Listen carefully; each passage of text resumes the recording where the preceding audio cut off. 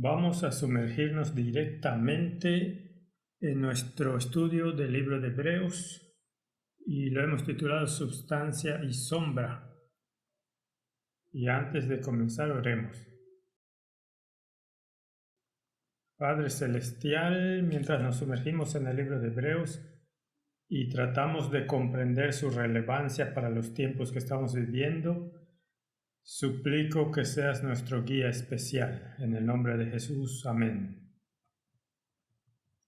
Así que he titulado la sección del primer capítulo La supremacía del Hijo de Dios. El capítulo 1 del libro de Hebreos nos dice en términos inequívocos con quién estamos tratando. Indiscutiblemente es una roca inamovible contra la que las puertas del infierno no prevalecerán, y la versión King James la titula correctamente La supremacía del Hijo. Aquí hay una cita del espíritu de profecía. La personalidad de Dios está representada en Jesucristo. Él es la imagen expresa de la persona de su Padre. La comprensión de los primeros capítulos del libro de Hebreos es importante. Podemos encontrar consuelo y aliento al estudiar estos capítulos con espíritu de oración. Mirad, hermanos, que no haya en ninguno de vosotros corazón malo de incredulidad para apartarse del Dios vivo. Antes exhortaos los unos a los otros cada día, entre tanto que se dice hoy, para que ninguno de vosotros se endurezca por el engaño del pecado. Citando Hebreos 3, versículos 12 y 13. Así que él presenta el personaje principal del libro. De hecho, es el personaje principal de toda la Biblia. Y está hablando de la posición de Jesucristo. Dije en nuestra introducción que veremos algunas de las estructuras quiásticas en el libro de Hebreos. No vamos a tratarlas en detalle porque son numerosas, y si tuviéramos que poner atención a cada una de ellas, probablemente aún así perderíamos la mayoría. Y el propósito de este estudio es encontrar el corazón y la esencia del significado para el tiempo que estamos viviendo en particular. Pero en aras del interés veremos un quiasmo por cada capítulo. Aquí hay uno interesante que comienza de la siguiente manera. Tiene la estructura AB y luego la inversa AB. Hebreos 1:2. En estos postreros días nos ha hablado por el Hijo, a quien constituyó heredero de todo y por quien asimismo hizo el universo. De modo que tenemos la declaración que nos ha dicho su Hijo. Hebreos 1:5 es la parte B, porque ¿a cuál de los ángeles dijo Dios jamás: mi hijo eres tú, yo te he engendrado hoy? Y otra vez, yo seré a él padre y él me será a mi hijo. Así que la primera A ha hablado por el Hijo, la segunda A, Hebreos 1:8, mas del Hijo dice: tu trono, oh Dios, por los siglos de los siglos. Cetro de equidad es el cetro de tu reino. Y luego la B, volvemos a la contraparte de la sección B aquí, y dice: pues a cuál de los ángeles dijo Dios jamás: siéntate a mi diestra hasta que ponga a tus enemigos por estrado de tus pies. Entonces, ¿qué hace realmente este quiasmo? Nos dice cuál es la posición del Hijo. Es el creador del universo. Y luego lo compara con los ángeles e introduce la supremacía del Hijo de Dios muy por encima de la de los ángeles. Así que este es el tema central, y lo que se supone que debe hacer el quiasmo es elevar estos pensamientos y hacerlos prominentes. Así que vayamos a este capítulo versículo por versículo y lo relacionaremos con otras porciones de las Escrituras. Hebreos capítulo 1 comienza con la palabra Dios. Y como dije antes, no comienza con yo, Pablo, comienza con Dios. Habiendo hablado muchas veces y de muchas maneras en otro tiempo a los padres por los profetas, así que se está refiriendo a las escrituras del Antiguo Testamento. En estos postreros días nos ha hablado por el Hijo, a quien constituyó heredero de todo y por quien asimismo hizo el universo. De modo que en el pasado el Evangelio fue transmitido por ángeles, por profetas, fue expuesto al pueblo, pero ahora ha llegado el momento en que le habla directamente a la humanidad a través del Hijo, a quien constituyó heredero de todo y por quien también hizo el universo. Así que si vamos a mi Biblia aquí donde dice la epístola del apóstol Pablo a los Hebreos, y vamos al principio, aquí dice, habiendo hablado muchas veces de muchas maneras en otro tiempo a los padres por los profetas, en estos postreros días nos ha hablado por el Hijo, a quien constituyó heredero de todo y por quien asimismo hizo el universo. Allí identificamos al Hijo específicamente como el Creador. Entonces tenemos al Creador y luego progresaremos al Salvador, al Gobernante, al Dios mismo, el Eterno y a su nombre. Porque la Biblia dice que este nombre, Yahvé, es el Señor, es el nombre del Padre, pero el nombre ha sido puesto en su Hijo, así que ambos se conocen como Yahvé. El versículo 3 dice, el cual siendo el resplandor de su gloria y la imagen misma de su substancia, y quien sustenta todas las cosas con la palabra de su poder, habiendo efectuado la purificación de nuestros pecados por medio de sí mismo, se sentó a la diestra de la majestad en las alturas. No creo que uno pueda expresar estos pensamientos en palabras más sublimes que estas. ¡Qué magnífica introducción al libro de los Hebreos! Que nos dice precisamente con quién estamos tratando. Estamos tratando con el Hijo de Dios, que creó este mundo, quien es el brillo de la gloria de toda la divinidad, la imagen misma de su persona, quien sostiene todas las cosas por la palabra de su poder, y quien por sí mismo ha pagado el precio por nuestros pecados, ha limpiado nuestros pecados y recibe esta majestad y esta gloria y se sienta a la diestra de la majestad en lo alto, en ese trono, el propiciatorio. Es una introducción asombrosa. Si vamos al espíritu de profecía, leemos en la Review and Herald, Dios, habiendo hablado muchas veces y de muchas maneras en otro tiempo a los padres por los profetas, en estos postreros días nos ha hablado por el Hijo. Entonces ella está citando los versículos de las primeras líneas del libro de los Hebreos. A quien constituyó heredero de todo y por quien asimismo hizo el universo, el cual siendo el resplandor de su gloria y la imagen misma de su sustancia, y quien sustenta todas las cosas con la palabra de su poder, habiendo efectuado la purificación de nuestros pecados por medio de sí mismo, se sentó a la diestra de la majestad en las alturas. Y luego ella continúa diciendo, aquí la posición de Jesucristo, en referencia a su Padre, es presentada a la vista. Mientras ellos son uno en propósito y uno en mente, en personalidad, ellos son dos. Esta es una declaración muy importante, porque atraviesa el pensamiento popular en el mundo de hoy.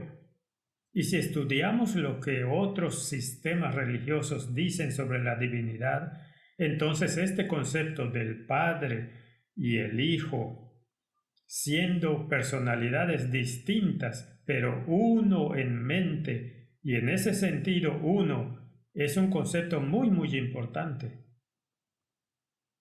¿No podemos aprender de esto que debe haber unidad entre los creyentes?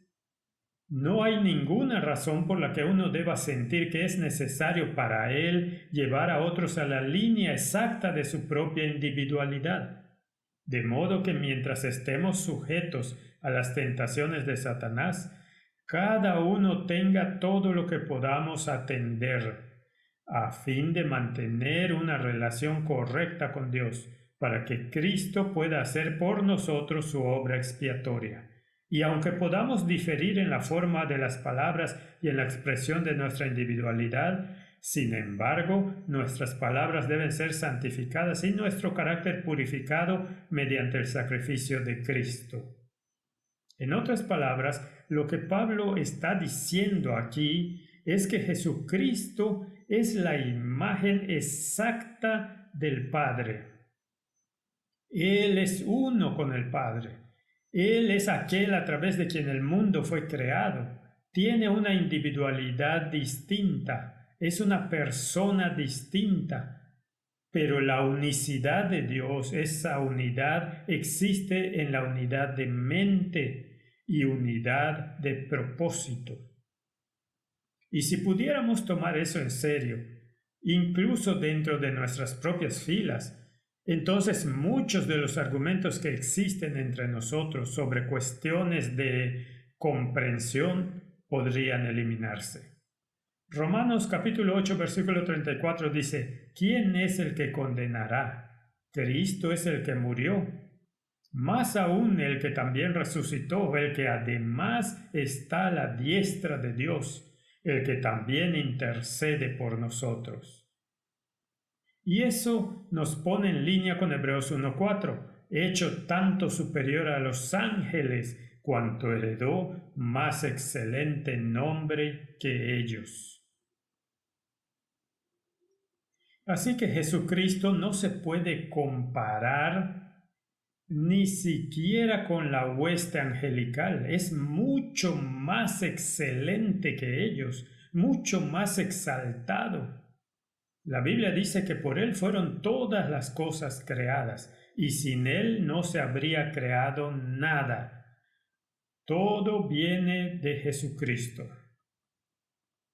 Así que es uno con el Padre.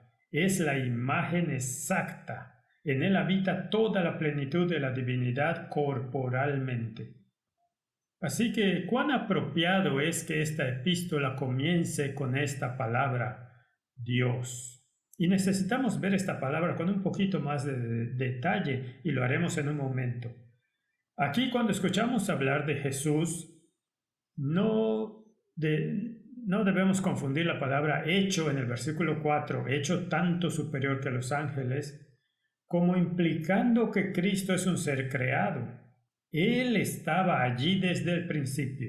En Él había vida no prestada, no derivada, pero fue hecho mejor que cualquier otro por lo que pasó y estaba dispuesto a pasar, como veremos más adelante. Así que podemos interpretar esta parte de las Escrituras y decir que Jesús es un ser creado. No.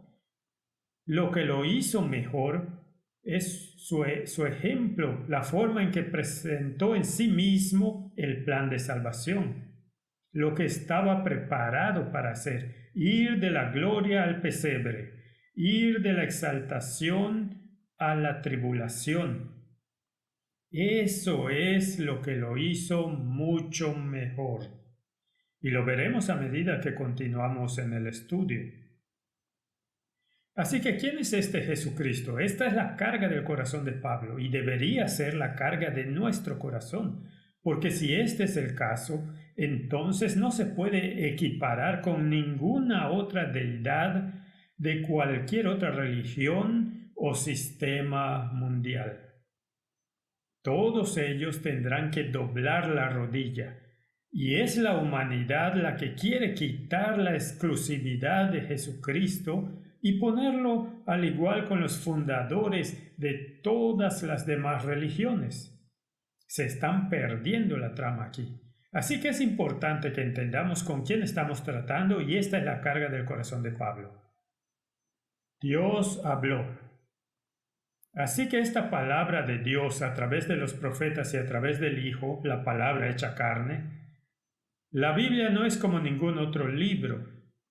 Lleva la huella divina. Ningún libro escrito durante siglos y milenios contiene una nota tan armoniosa de amor, sacrificio y esperanza como este libro.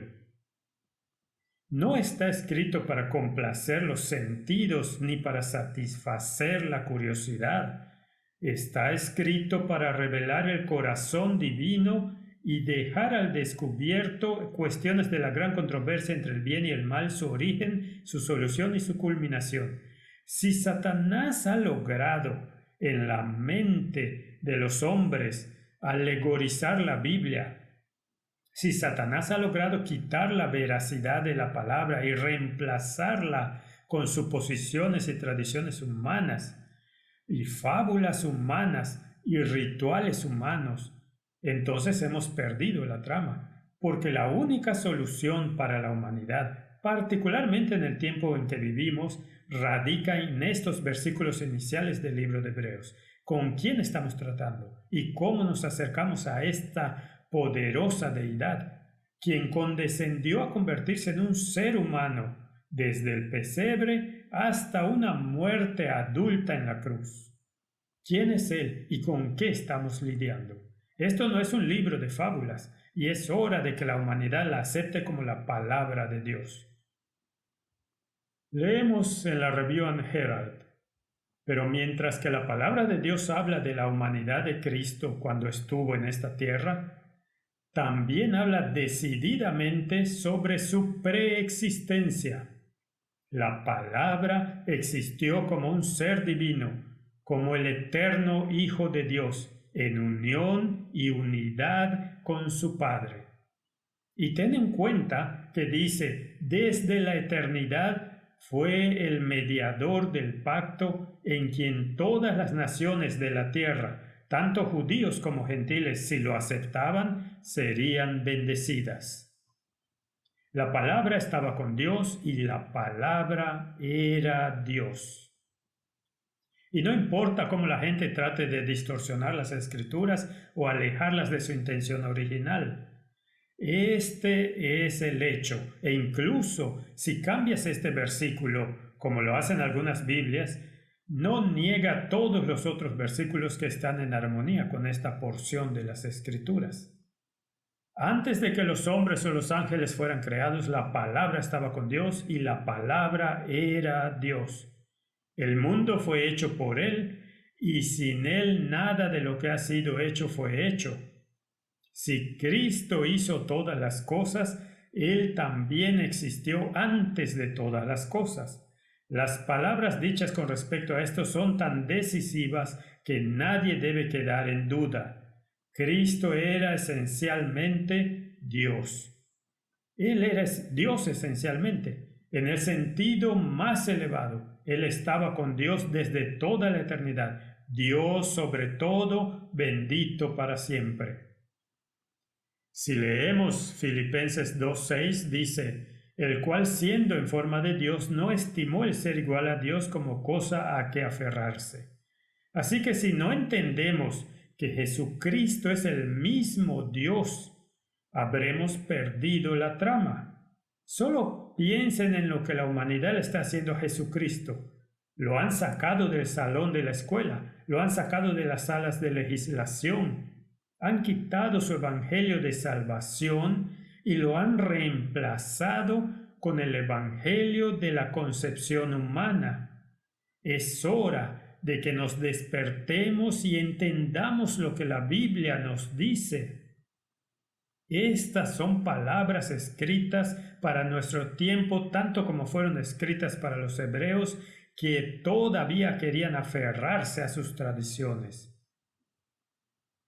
Si queremos entender de qué se trata Jesús, debemos entender lo que la Biblia dice acerca de él. Si pasamos a los Salmos, capítulo 2, versículo 1 en adelante, el encabezado de la King James para esta sección es el reinado del ungido del Señor. ¿Por qué se amotinan las gentes y los pueblos piensan cosas vanas? Se levantarán los reyes de la tierra y príncipes consultarán unidos contra Jehová y contra su ungido. Detengámonos allí por un momento. Exegéticamente, por el tiempo en que el libro de Hebreos fue escrito, las cosas se aplicaban a ese tiempo. Exactamente igual esta profecía en Salmos. Se refiere al tiempo que Jesús vendría a esta tierra. Es cierto que los gobernantes de la tierra, los romanos, los Herodes de este mundo, se alinearon y consultaron juntos contra el Rey de Reyes. Eso es cierto para ese tiempo. Pero tipológicamente, cuando aplicamos el tipo al antitipo, mi pregunta hoy es si los reyes de la tierra y los gobernantes de este planeta deliberan juntos de nuevo contra el Señor y en contra de su ungido, contra Jesucristo. ¿Lo están sacando de la legislatura? ¿Están introduciendo leyes y legislación y reglas y guías que son absolutamente contrarias a la palabra de Dios? No creo que nadie pueda negar eso. Entonces, lo que se aplicó en el tiempo de Jesús se aplica igualmente al tiempo en el que vivimos. ¿Y qué están diciendo? Rompamos sus ligaduras y echemos de nosotros sus cuerdas. Eso está haciendo eco de las palabras del gran rebelde. Haz lo que quieras. Eso es el todo de la ley. De hecho, haz lo que es contrario a la ley de Dios y recibirás los elogios del mundo. Eso es exactamente lo que está sucediendo en nuestro tiempo también.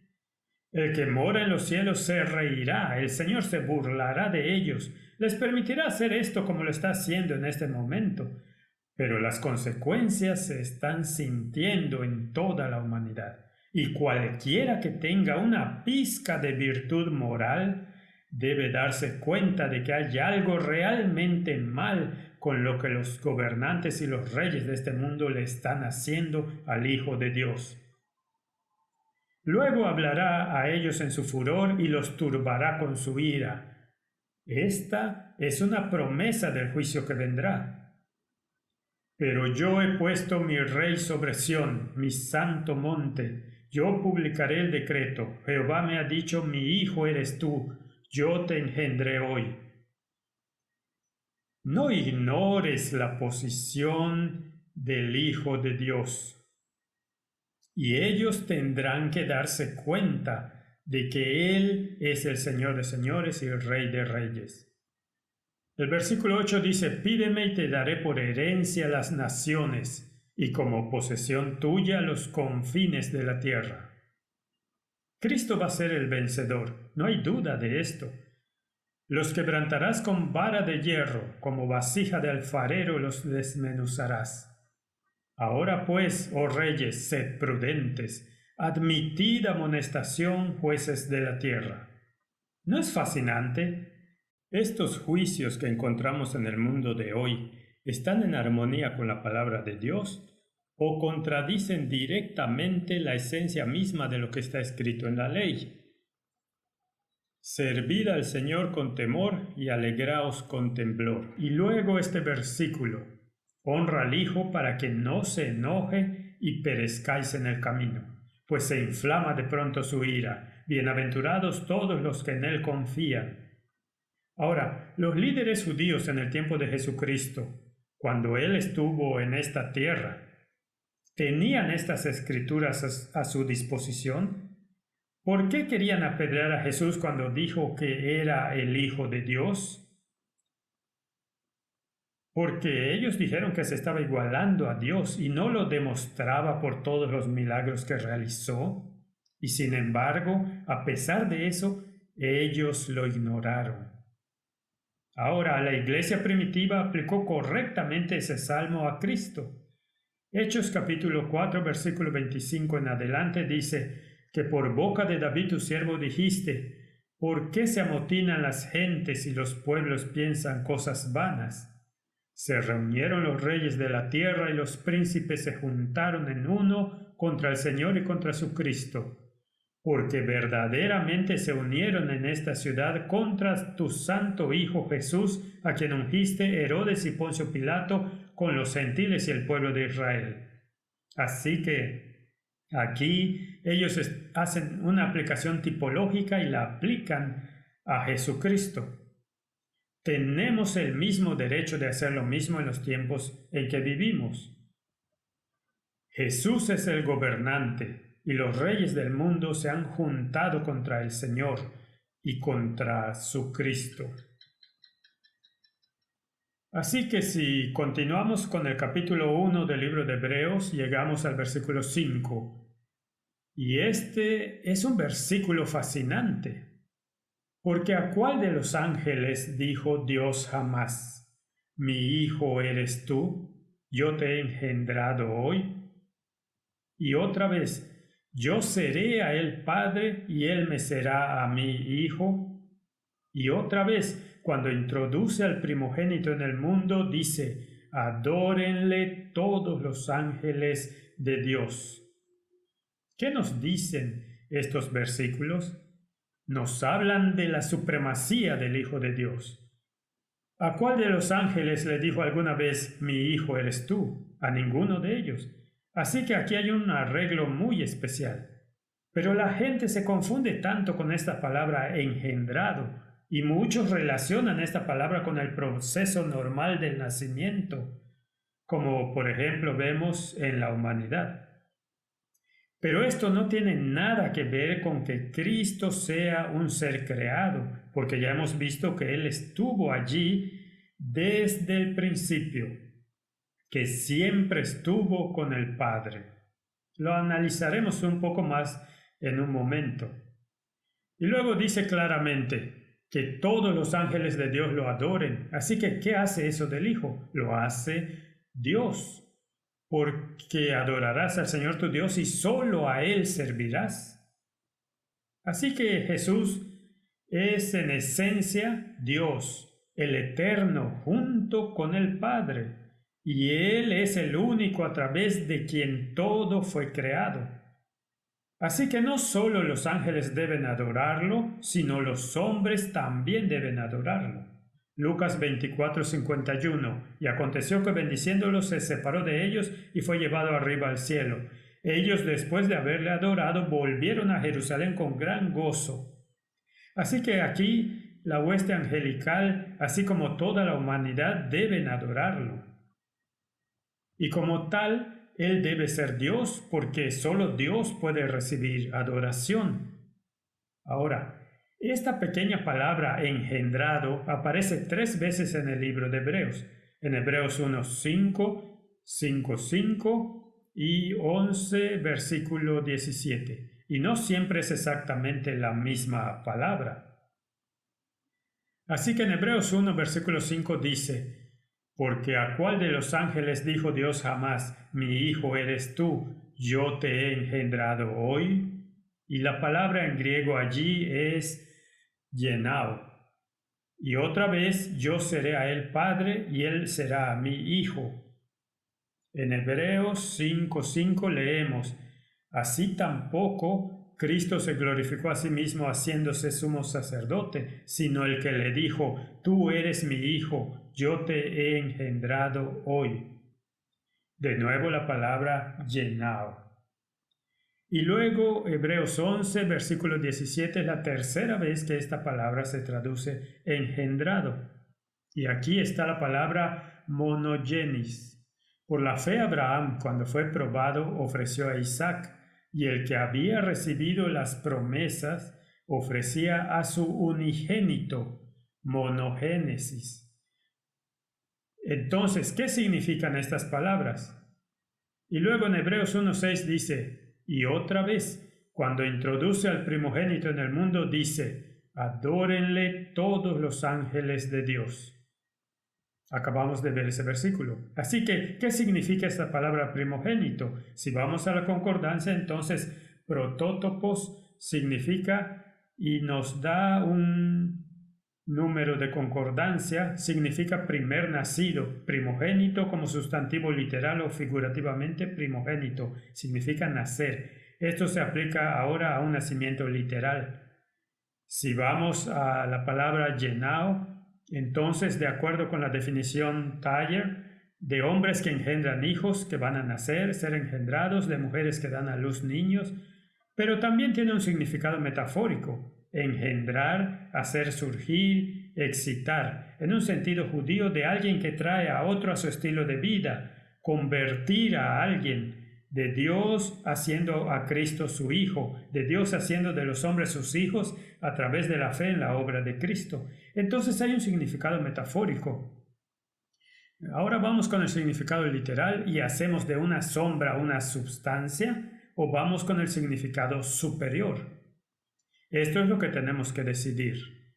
La palabra monogenes significa único de su tipo, único en su clase, único.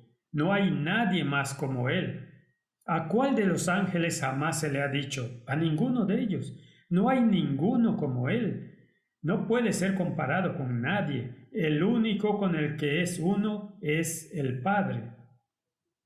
Además de la palabra llenao, la palabra monogenes también se aplica a Cristo en otras escrituras. Por ejemplo, encontramos monogenes en los siguientes versículos. Juan 1:14. Y la palabra fue hecha carne y habitó entre nosotros, y vimos su gloria, gloria como del unigénito del Padre, lleno de gracia y verdad. Así que aquí tienes este significado único en su clase, esta singularidad. Juan 1:18. A Dios nadie le vio jamás, el unigénito Hijo que está en el seno del Padre, Él lo ha dado a conocer. Así que aquí el único de su clase, es el que nos dice cómo es el Padre. Por eso dijo, si me has visto a mí, has visto al Padre, porque yo y el Padre somos uno. Y el otro lugar donde aparece es en este fabuloso verso, Juan 3:16, porque de tal manera amó Dios al mundo que ha dado a su Hijo unigénito, monogenes, uno de su tipo, para que todo aquel que en él crea no se pierda, mas tenga vida eterna. Y como vimos en esos versículos anteriores, Él es la imagen misma del Padre. Aquí hay algunos versículos más que se refieren a Jesús, como el único de su clase, el monogenes. El que en él cree no es condenado, pero el que no cree ya ha sido condenado, porque no ha creído en el nombre del unigénito Hijo de Dios. Así que aquí está este concepto nuevamente, de este único en su clase. En esto se mostró el amor de Dios para con nosotros, en que Dios envió a su Hijo unigénito al mundo para que vivamos por él. Así que esta es la carga de Pablo en el libro de Hebreos para describir la unicidad del Hijo de Dios. Volvemos a Señales de los Tiempos y leemos, el Hijo de Dios preexistente, autoexistente. Cristo es el autoexistente, preexistente Hijo de Dios. Al hablar de su preexistencia, Cristo lleva la mente hacia atrás a través de las edades sin fin. Nos asegura que nunca hubo un momento en el que no estuviera en estrecha comunión con el Dios eterno. Aquel cuya voz los judíos estaban escuchando, entonces había estado con Dios como un criado con él. Él es eterno. Nunca hubo un momento en el que no existiera, ni una fracción de segundo en que no existiera. No es un ser creado, es coeterno con el Padre. Era igual a Dios, infinito y omnipotente. Él es el eterno Hijo autoexistente. Y esto es exactamente lo que también las Escrituras enseñan sobre Él. Él es desde la eternidad. Mientras que la palabra de Dios habla de la humanidad de Cristo cuando estuvo en esta tierra, también habla decididamente sobre su preexistencia. Hemos leído esto antes, pero vamos a leerlo de nuevo. La palabra existía como un ser divino, como el eterno Hijo de Dios en unión y unidad con su Padre. Desde la eternidad Él era el mediador del pacto, el único en el que todas las naciones de la tierra, tanto judíos como gentiles, si lo aceptaban, serían bendecidos. La palabra estaba con Dios y la palabra era Dios. Antes de que se crearan los hombres o los ángeles, la palabra estaba con Dios y era Dios. La Biblia y el espíritu de profecía están absolutamente en armonía en este punto. Cristo les muestra que aunque ellos pueden calcular su vida en menos de 50 años, su vida divina no puede ser contada por cómputo humano. La existencia de Cristo antes de su encarnación no se mide con cifras. Él estuvo allí desde toda la eternidad. Veamos cómo lo veía Martín Lutero. Es bueno cuando comparamos lo que la gente está diciendo, cuando sabemos que el Espíritu de Dios moraba en ellos, los movió y trabajó en sus vidas. Lutero escribió: los cristianos debemos saber que si Dios no está en la balanza para darle peso, nos hundimos de nuestro lado al suelo. Lo digo de esta manera. Si no se puede decir que Dios murió por nosotros, sino solo un hombre, estamos perdidos. Pero si la muerte de Dios y un Dios muerto yacen en la balanza, su lado baja y el nuestro sube como una escala ligera y vacía. Sin embargo, también puede volver a subir fácilmente o saltar fuera de la escala. Pero no puede sentarse en la balanza al menos que se convirtiera en un hombre como nosotros, de modo que podría llamarse Dios moribundo, martirio de Dios, sangre de Dios y muerte de Dios, porque Dios en su propia naturaleza no puede morir, pero ahora que Dios y el hombre están unidos en una persona se llama muerte de Dios, cuando muere el hombre que es una substancia o una persona con Dios. Así que Martín Lutero insiste en que Jesucristo era el mismo Dios. Después de todo, ¿quién puede recibir adoración sino solo Dios? Entonces, si continuamos con el estudio sobre el libro de Hebreos, llegamos al versículo 7. Ciertamente de los ángeles dice: el que hace a sus ángeles espíritus y a sus ministros llama de fuego. Mas del Hijo dice: tu trono, oh Dios, por los siglos de los siglos. Cetro de equidad es el cetro de tu reino. Así que aquí está citando las Escrituras y dice sucintamente de Jesucristo: es el verdadero Dios. Has amado la justicia y aborrecido la maldad, por lo cual te ungió Dios, el Dios tuyo, con óleo de alegría más que a tus compañeros. Y tú, oh Señor, en el principio fundaste la tierra y los cielos son obra de tus manos. Así que reitera que Jesucristo es el creador de todas las cosas. Imagina si la humanidad aceptara este ideal en el libro de los Hebreos. ¿Cómo cambiarían las cosas? Ahora, en la época de Jesús, los judíos se negaron a aceptar que Jesús era el Hijo de Dios.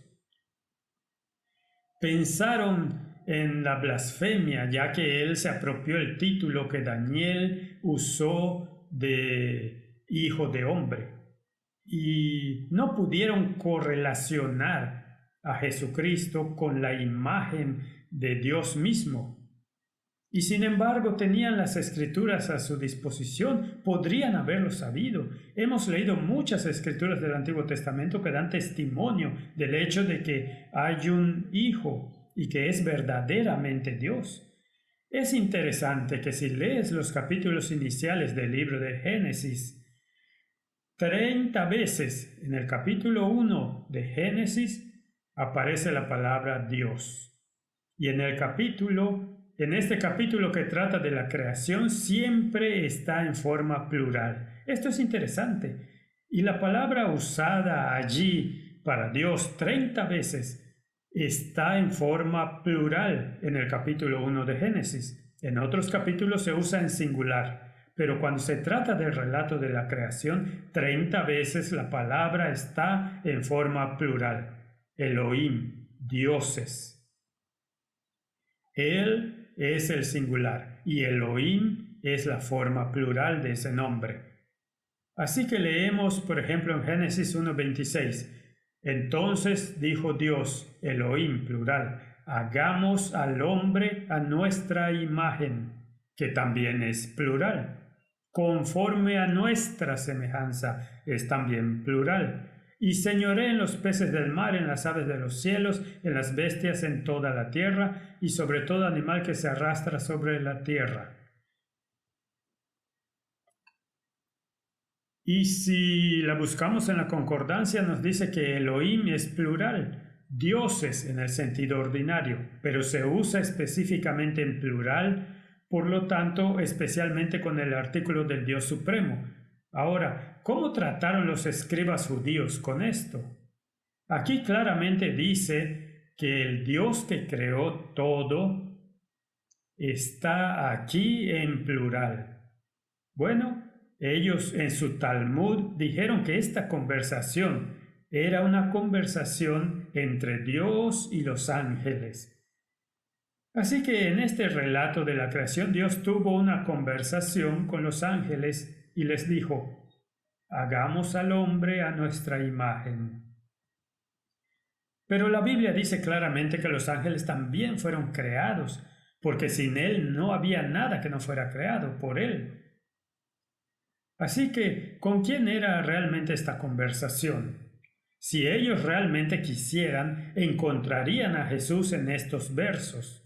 Así que si vamos un poco más allá y estudiamos esto, Génesis 1:26 dice que el hombre fue hecho a la imagen de los dioses. Traducido literalmente el versículo se lee así. Y los dioses dijeron, hagamos al hombre a nuestra imagen, a nuestra semejanza. Algunas personas del mundo de hoy gritarán, blasfemia. Pero esto es exactamente lo que dice el versículo. Si vamos a 1 Corintios 8:6 dice, para nosotros, sin embargo, solo hay un Dios, el Padre de quien proceden todas las cosas y nosotros somos para Él, y un Señor Jesucristo, por medio del cual son todas las cosas y nosotros por medio de Él. Y si vamos a Deuteronomio 6:4 encontramos el eco.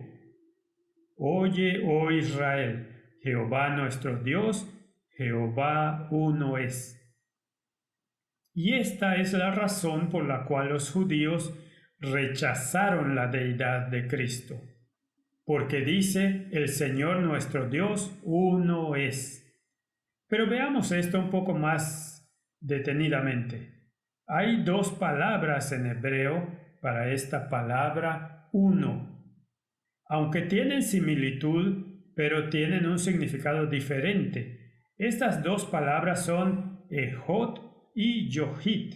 La palabra yohit se usa en el sentido de soledad absoluta, pero la palabra ejod, traducida uno, expresa y contiene el pensamiento de unidad.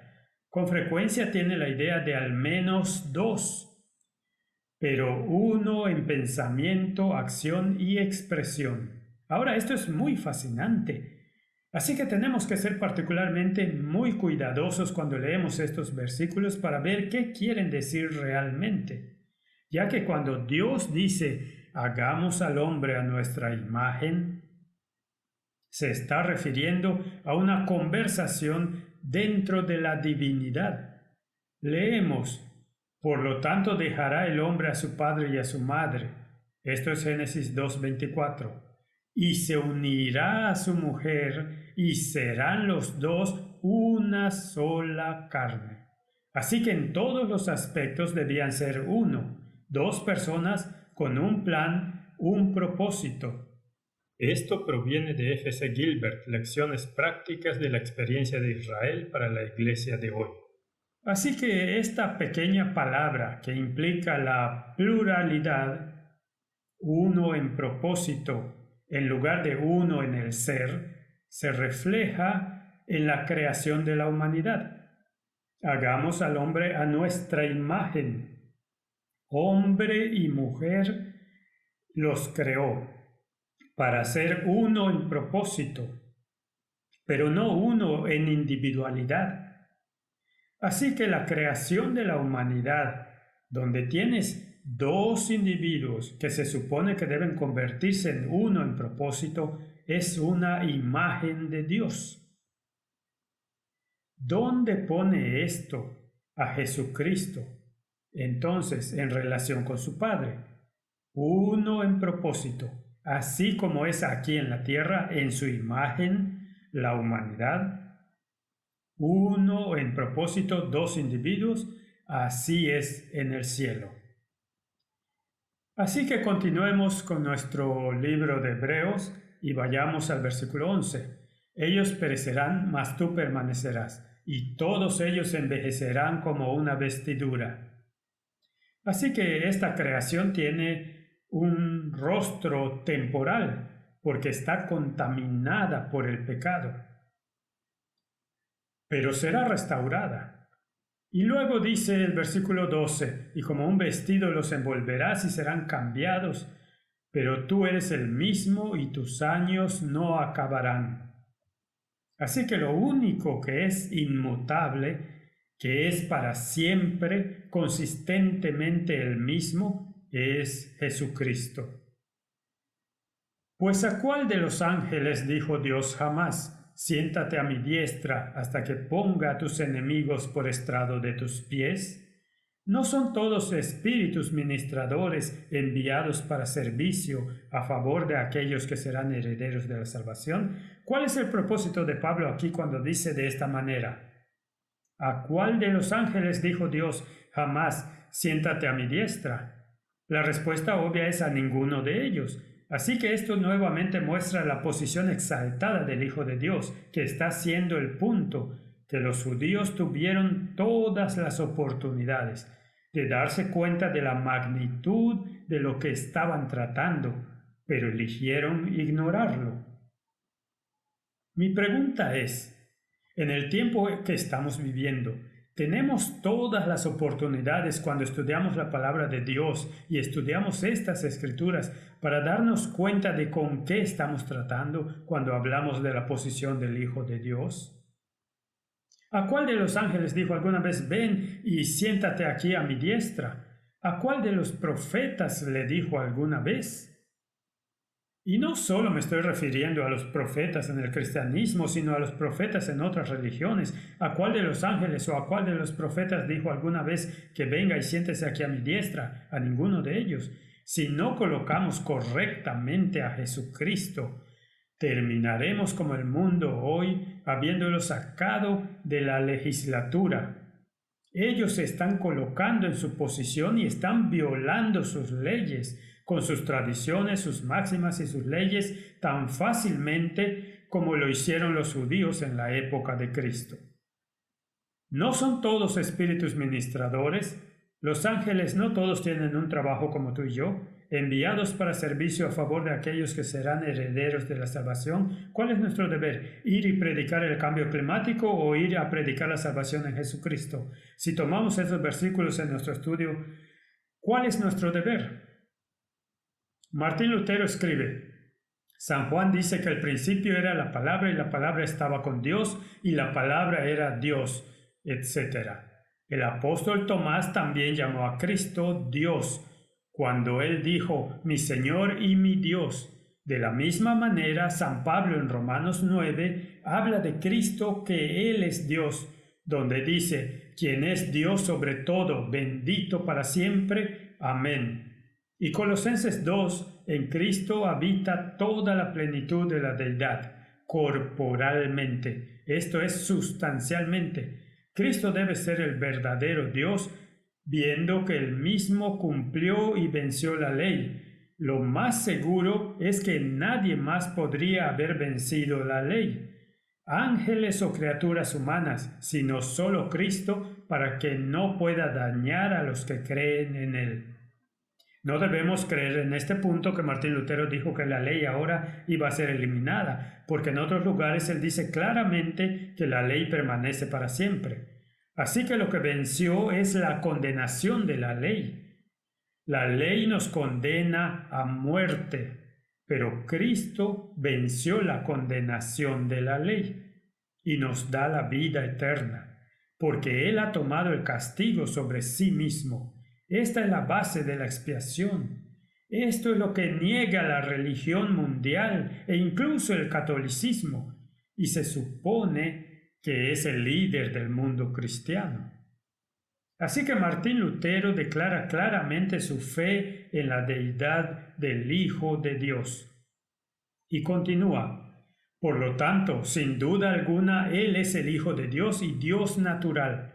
Ahora, si comprendemos a Cristo de esta manera, tal como le muestra la Sagrada Escritura ante nosotros, entonces ciertamente es que no podemos errar ni confundirnos, y entonces podemos juzgar fácilmente lo que es correcto sostener de todo tipo de cualidades divinas, religiones y adoración que se utilizan y se practican en el mundo universal. Si esta imagen de Cristo se alejara de nuestra vista o se oscureciera en nosotros, sin duda debe seguir un desorden total. Quiero decir con Martín Lutero que el desorden total que encontramos en el mundo religioso de hoy se debe a esto. Es precisamente lo que han hecho. Han quitado a Cristo de su trono y lo han reemplazado con uno de los inventos humanos. Él escribe en Conversación de Sobremesa: no debemos pensar en ningún otro Dios más que Cristo. Ese Dios que no habla de la boca de Cristo no es Dios. Dios en el Antiguo Testamento, ligado al trono de la gracia, allí estaba el lugar donde él podía oír, mientras la política y el gobierno de Moisés se mantuviera y floreciera. De igual manera, él no escuchará a ningún hombre o criatura humana, sino solo a través de Cristo. ¿Tenemos la más mínima idea de lo que esto significa en el mundo de hoy? Imagina todos los sistemas religiosos del mundo y aquí proclama exactamente como lo hacen las Escrituras, que si no venimos a Dios a través de Cristo, hemos perdido el punto. Nadie viene al Padre, dicen las Escrituras, excepto a través de Él. Mientras la política y el gobierno de Moisés se mantuviera y floreciera, de igual manera él no escuchará a ningún hombre o criatura humana, sino solo a través de Cristo.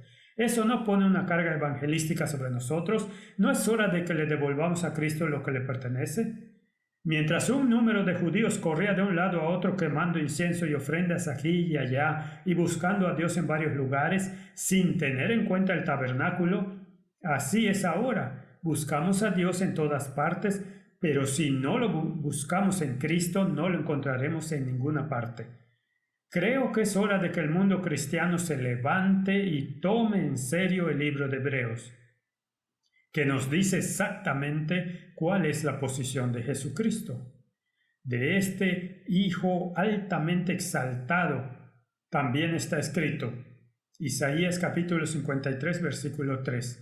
Despreciado y desechado entre los hombres, varón de dolores, experimentado en quebranto, y como que escondimos de él el rostro, fue menospreciado y no lo estimamos.